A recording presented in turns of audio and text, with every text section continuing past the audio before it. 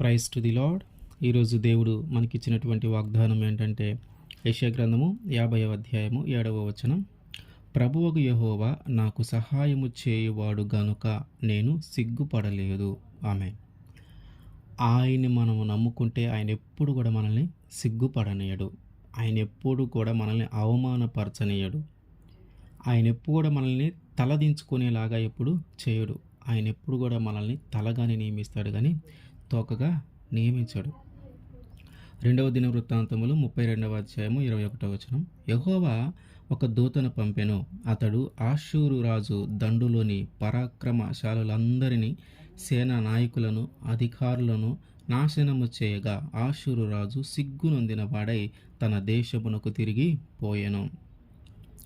ఆషూరు రాజు అయినటువంటి సన్హెరీబు యెరూషలేము మీద దండెత్తుదామని ఆ యెరూషలేము పట్టణము చుట్టూ, ఆ ప్రాకారముల చుట్టూ తన సైన్యాన్ని ఉంచి ఆ పట్టణాన్ని అంతా ముట్టడి వేస్తాడు. ఆ పట్టణాన్నంతా ముట్టడి వేసిన తరువాత అక్కడ లోపల ఆ ఇజ్రాయేలుని పరిపాలిస్తుంది ఆ సమయంలో ఎవరంటే హిజ్కియా. అయితే హిజ్కియా కానీ ఆ ప్రజలు కానీ ఎవరు కూడా తొందరపడట్ల. అయ్యో, మన పట్టణము చుట్టూ శత్రువులు ఉన్నారు కదా, వాళ్ళు ఏ క్షణమైనా మన మీదకి దాడి చేయొచ్చు, ఏ క్షణమైనా మనము వాళ్ళకి లొంగిపోవాల్సిన పరిస్థితి ఏర్పడవచ్చు అని వారు భయపడట్లేదు, వాళ్ళు తొందరపడట్లేదు. బయట ఉన్నటువంటి సన్హెరీబేమో వీళ్ళేంటి ఏమీ తొందరపడట్లేదు అని అనుకుంటున్నాడు. ఆయన ఏం ఆశించాడంటే, నేను ఎప్పుడైతే ఈ పట్టణము చుట్టూ ముట్టడి వేశానో లోపల ఉన్న వారంతా కూడా, అయ్యా సన్హెరీబు, నీకు మేము దాసులుగా ఉంటాము, నీవు మాకు రాజుగా ఉండు, మేము నిన్ను సేవిస్తాము, ఇదిగో నీవే మాకు దిక్కు అని ఆయన్ని బతిమిలాడతారేమో అని, ఆయనకి నమస్కరిస్తారేమో అని ఆయన ఆశిస్తూ ఉన్నాడు. కానీ లోపల ఉన్న వాళ్ళు మాత్రం ఏమీ సమాధానము చెప్పకుండా, ఏమి తొందరపడకుండా వారు అట్లాగే జీవిస్తూ ఉన్నారు. వాళ్ళు చేయాల్సిన పనులు వాళ్ళు చేసుకుంటూ వెళ్తూ ఉన్నారు. అందుకని ఈ ఆషూరు రాజు అయినటువంటి సన్హెరీబు ఏమంటాడంటే, పత్రికలు రాయిస్తాడు. ఏమనంటే, నేను కానీ నా పితరులు కానీ చాలా రాజ్యాల మీద దండెత్తాము, అట్లాగే దండెత్తిన ప్రతిదాన్ని మేము జయించాము. ఇదిగో ఇప్పుడు మీ యెరూషలేము మీదకి మేము వచ్చాము. ఒకవేళ మీరు పట్టణము బయటకి రావటానికి అవకాశం లేదు, ఎందుకంటే మా సైన్యము మొత్తము పట్టణాన్ని ముట్టడి వేశారు. పట్టణము బయటికి రాకుండా మీరు లోపలే ఎంతకాలము ఉండగలుగుతారు? ఆహారానికి, దాహానికి ఎండిపోయి, ఆహారము లేక, దాహము లేక మీరు చనిపోయే పరిస్థితులు రావచ్చు. కాబట్టి మీరు తొందరగా మాకు దాసులు కండి, తొందరగా ఆ రాజ్యాన్ని మాకు అప్పగించండి అన్న ఉద్దేశంతో ఈయన మాట్లాడుతూ ఉంటాడు. ఈ మాటలు మాట్లాడుతూ ఒకవేళ హిజ్కియా మిమ్మల్ని ఏమైనా ప్రేరేపిస్తున్నాడేమో, హిజ్కియా మీకు ఈ మాటలు ఏమైనా చెబుతా ఉన్నాడేమో, ఇదిగో మనము నమ్ముకున్నటువంటి దేవుడు నిజమైన దేవుడు, ఆయన మనల్ని ఆకలి దప్పుల నుంచి విడిపిస్తాడు, ఆయన దాహం అయితే ఆయన నీరిస్తాడు మనకి, ఇదిగో మన శత్రువులు మన చుట్టూ మన పట్టణాన్ని ముట్టడి వేసినా కూడా వాటన్నిటి నుంచి ఆయన మనల్ని విడిపిస్తాడు, మీరు మాత్రం భయపడవద్దు, అధరవద్దు, ధైర్యంగా ఉండండి అని హిజ్కియా మీకైనా చెబుతా ఉన్నాడేమో, అది మాత్రం మీరు నమ్మవద్దు. ఆ మాటలు మీరు నమ్మవద్దు. హిజ్కియా చెప్పే మాటలు మీరు నమ్మవద్దు. హిజ్కియా మిమ్మల్ని ప్రేరేపిస్తూ ఉన్నాడేమో, ఏమి కాదని మీరు మాత్రం పొరపాటునుగా ఆయన మాటలు నమ్మవద్దు. ఎందుకంటే నేను కానీ నా పితరులు కానీ చాలా దేశాల మీద, చాలా రాజ్యాల మీద యుద్ధానికి వెళ్ళాము. ఆ యుద్ధము వెళ్ళిన ప్రతి రాజ్యాన్ని మేము జయించగలిగాము. అయితే యుద్ధానికి వెళ్ళిన ప్రతిసారి ఆ రాజ్యంలో ఉన్నటువంటి రాజులు కానీ, ఆ రాజ్యంలో ఉన్నటువంటి ప్రజలు కానీ వారి వారి దేవతలకు ఎంతగానో పూజించేవారు, వారి వారి దేవతలను ఎంతగానో వేడుకునేవాళ్ళు, ఈ ఆషూరు రాజు నుంచి మమ్మల్ని విడిపించమని.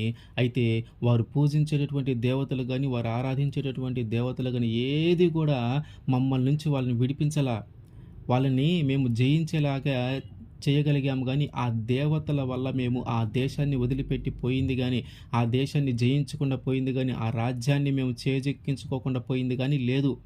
కాబట్టి వాళ్ళందరి దేవతల కంటే మీ దేవుడేమీ గొప్పవాడేమీ కాదు.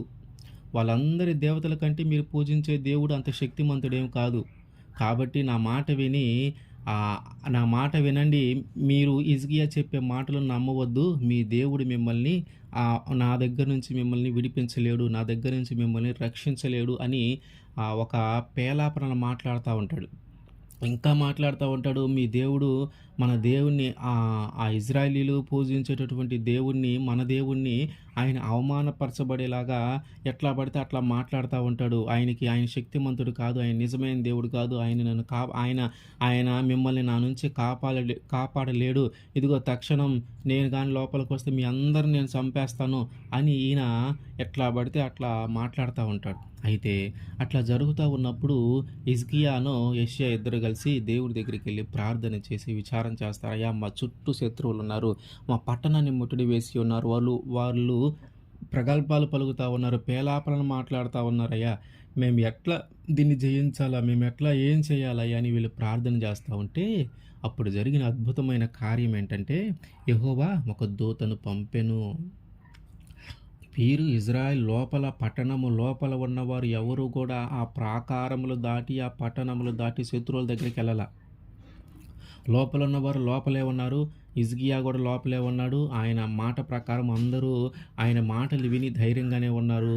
ఎవరు ఆ పట్టణం దాటి బయటికెళ్ళలేదు. ఎవరు ఆ పట్టణము ఆ ప్రాకారములు దాటి బయటికి వెళ్ళలేదు. కానీ ఎవరెళ్లారంటే దేవుని దగ్గర నుంచి ఒక దూత వచ్చి ఆ పట్టణము చుట్టూ ముట్టడి వేయబడినటువంటి ఆ సైన్యాన్ని, ఆ పట్టణము చుట్టూ ముట్టడి వేయబడినటువంటి ఆ దండుని మొత్తాన్ని కూడా సంహరించింది. యెహోవా ఒక దూతను పంపెను. అతడు అష్షూరు రాజుల దండులోని పరాక్రమశాలులందరినీ, సేనా నాయకులను, అధికారులను నాశనము చేయగా, వారందరిని ఆ దూత నాశనం చేసింది. హిజ్కియా నాశనం చేయలేదు.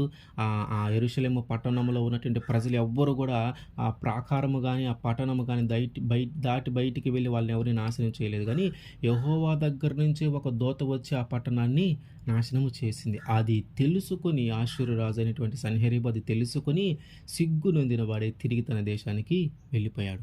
ఎందుకు సిగ్గు కలిగిందంటే మన దేవుడి గురించి ఆయన ఇష్టానుసారంగా ఆయన మాట్లాడాడు. మన దేవుడి గురించి ఆయన శక్తిమంతుడు కాదు. ఆయన నిజమైన దేవుడు కాదు.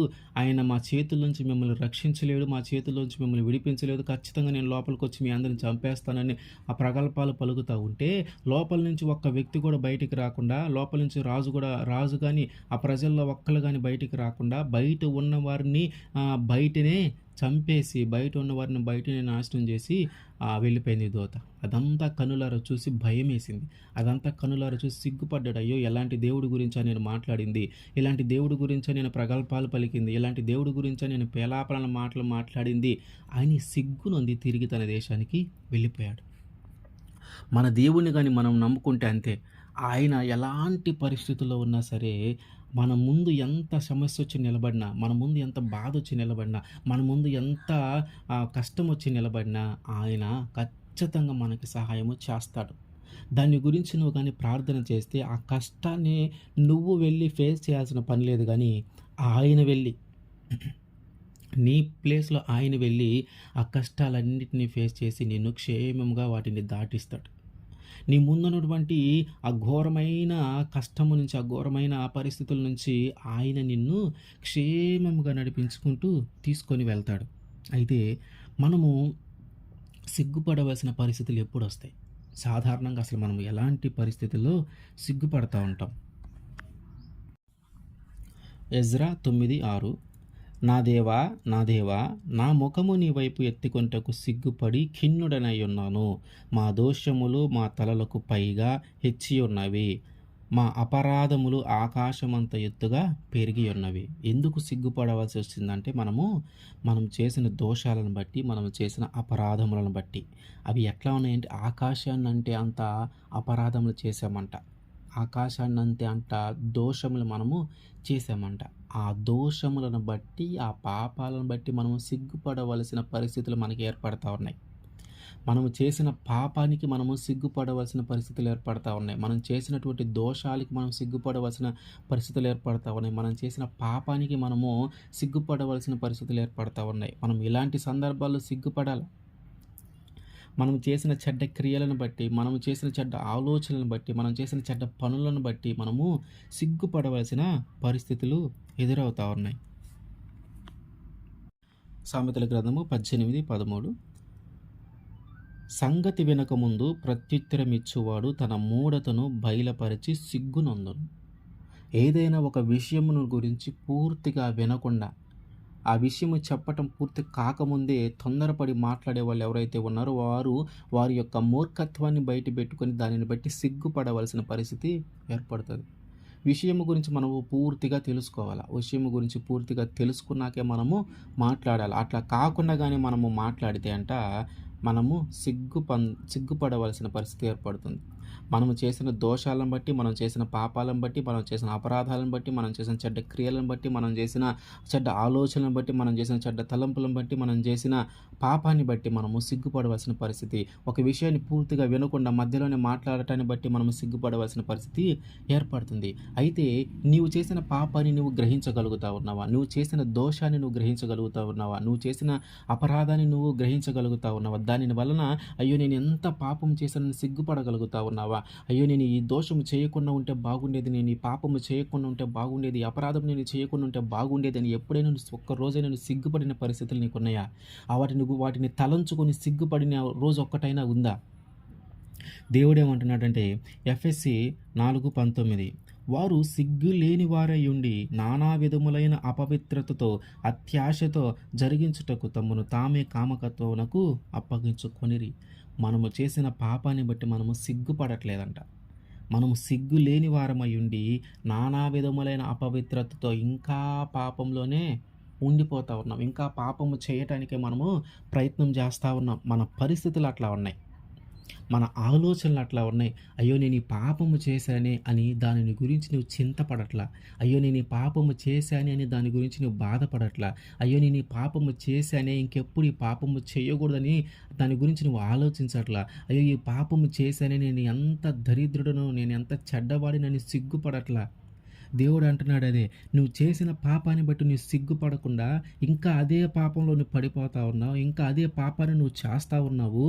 నువ్వు అసలు సిగ్గుపడటానికి కూడా నువ్వు ఇష్టపడట్లేదు. నువ్వు చేసిన దోషాలను ఒకసారి జ్ఞాపకం చేసుకో. నువ్వు చేసిన తప్పులు ఎంత పెద్దవో, నువ్వు చేసిన మోసం ఎంత ఘోరమైనదో ఒకసారి జ్ఞాపకం చేసుకొని దాన్ని చూసి నువ్వు సిగ్గుపడు, దాన్ని చూసి సిగ్గు నేర్చుకోమని దేవుడు చెప్తా ఉన్నాడు. మనము అట్లాంటి పరిస్థితుల్లోకి ఒక్కసారి మనం వెళ్ళి మనం చేసిన దోషాన్ని గానీ, మనం చేసిన పాపాన్ని గానీ జ్ఞాపకం చేసుకొని, నేను ఈ పాపం అనవసరంగా చేశానే, తొందరపడి చేశానే అని ఇంకెప్పుడు ఈ పాపము చేయకూడదని మనము బాధపడాలా. మనము ఆలోచించాలా. మన యొక్క పాపాలన్నిటిని ఆయన దగ్గర గానీ మొరపెట్టి ఒప్పుకుంటే ఆయన మనల్ని క్షమిస్తాడు. మన పాపాలన్నిటిని గానీ మనము ఒప్పుకుంటే ఆయన మనల్ని క్షమించి మళ్ళీ ఎప్పుడు మనము సిగ్గుపడవలసిన పరిస్థితులకు ఆయన తీసుకురాడు. కీర్తన గ్రంథము 22వ అధ్యాయము 22వ కీర్తన 5వ వచనం, వారు నీకు మొర్రపెట్టి విడుదల నొందిరి, నీ యందు నమ్మికయుంచి సిగ్గుపడకపోయిరి. ఆయనకి ఎప్పుడైతే మనం మొరపెడతామో, ఏమని మొరపెడతాం? మనము దేని వలనైతే సిగ్గుపడవలసిన పరిస్థితులు ఏర్పడినాయో, దేని వలనైతే తల దించుకోవలసిన పరిస్థితులు ఏర్పడినాయో, ఏ పాపము చేయబట్టి నలుగురిలో తల ఎత్తుకోలేక తల దించుకొని నడుస్తూ ఉన్నావో, ఆ పాపాలన్నిటిని బట్టి ఆయన దగ్గర కానీ మనం మొరపెడితే ఆ మొర ఆయన ఆలకించి మనలో ఉన్నటువంటి ఆ పాపాలన్నిటి నుంచి ఆయన మనల్ని పవిత్రులుగా చేస్తాడు. ఆ పాపాలన్నిటిని ఆయన రక్తంలో కడిగి మనల్ని పవిత్రులుగా చేసి మనల్ని నిందారహితుడిగా మార్చి ఇంకెప్పుడు సిగ్గుపడని విధంగా మనల్ని మారుస్తాడు. ఇంకెప్పుడు సిగ్గుపడని విధంగా మనల్ని మారుస్తాడు. అయితే ఎప్పుడు ఆయన యందు మనము నమ్మకం ఉంచాలా, ఆయనకి మనము మొరపెట్టాలా, ఆయనకి మనం మొరపెట్టాలా, ఆయన యందు మనము నమ్మకము ఉంచాలా. రోమీయులకు రాసిన పత్రిక 10వ అధ్యాయము 11వ వచనం, ఏమనగా ఆయన యందు విశ్వాసముంచువాడు ఎవడో సిగ్గుపడడని, విశ్వాసముంచువాడెవడూ సిగ్గుపడనని లేఖనము చెప్పుచున్నది. ఏంటంటే ఇక్కడ ఆయన యందు విశ్వాసముంచే ప్రతివాడు ఎప్పటికీ సిగ్గుపడడు. మనము సిగ్గుపడకుండా దేవుడు చేసే పరిస్థితులు ఏంటంటే, మనము దేని వలనైతే సిగ్గుపడవలసిన పరిస్థితులు ఏర్పడినాయో, ఏ పాపము చేయటాన్ని బట్టి సిగ్గుపడతా ఉన్నావో, ఆ పాపాన్ని దేవుడి దగ్గర మొరపెట్టి, దేవుడి దగ్గర కన్నీరు విడిచి, ప్రార్థన చేసి, పశ్చాత్తాపడి, ఆ పాపాన్ని ఒప్పుకుంటే ఆయన రక్తంలో నిన్ను కడిగి, ఆ పాపం నుంచి నిన్ను విడిపిస్తాడు. అయితే మొదట నువ్వు నమ్మాలి. 2 నువ్వు విశ్వాసం ఉంచాలి. నువ్వు మొర్రపెట్టాలి, నమ్మాలి, విశ్వాసం ఉంచాలి. నువ్వు మొర్రపెట్టాలి, నమ్మాలి, విశ్వాసం ఉంచాలి. ఈ కార్యము గాని, ఇవి గాని మనము నమ్మితే, ఇవి గాని మనము చేస్తే ఖచ్చితంగా ఆయన ఎప్పుడు మనల్ని సిగ్గుపడనీయకుండా చేస్తాడు.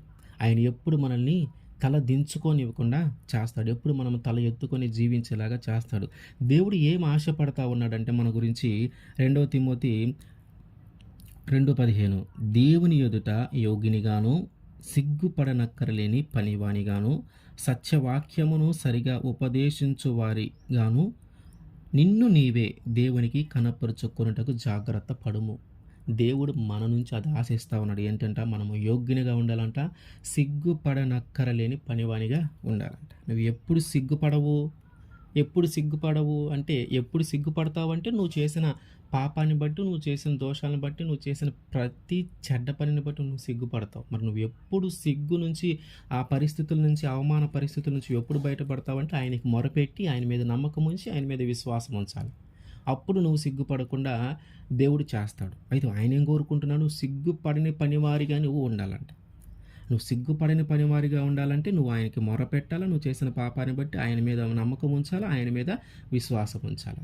అప్పుడు నువ్వు సిగ్గుపడని పనివారిగా నువ్వు నియమింపబడతావు. కాబట్టి దేవుడు ఎల్లప్పుడూ మనకి సహాయం చేసేవాడే. ఆయన ఎప్పుడు కూడా మనల్ని తలదించుకొనివ్వడు. ఆయన ఎప్పుడు కూడా మన మీదకి అవమానము రానివ్వడు. ఆయన ఎప్పుడు కూడా మన మీదకి నిందలు రానివ్వడు. మనల్ని ఎప్పుడు కూడా సిగ్గుపడనీయడు. ఆయన ఎప్పుడు కూడా మనము తల దించుకునే పరిస్థితులకు ఆయన తీసుకురాడు. ఆయన ఎప్పుడు కూడా మనల్ని తల ఎత్తుకునే వాళ్ళలాగానే చేస్తాడు. ఆయన ఎప్పుడు కూడా మనల్ని తలగానే నియమిస్తాడు కానీ తోకగా నియమించడు. ఆయన ఎప్పుడు మనల్ని సిగ్గుపడనివ్వని దేవుడు. ఆమేన్.